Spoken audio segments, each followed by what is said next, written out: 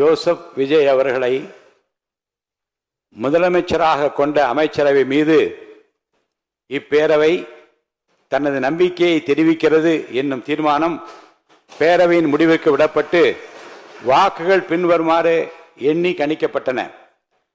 தீர்மானத்தை ஆதரித்தோர் 144,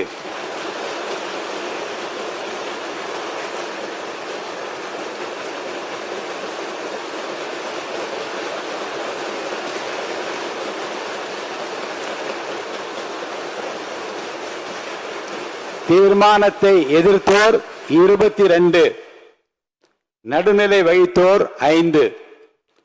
தீர்மானத்தை ஆதரித்தோர் அதிகமாக இருப்பதால் மாண்புமிகு முதலமைச்சர் அவர்களின் தீர்மானம் நிறைவேறியது, வெற்றி பெற்றது.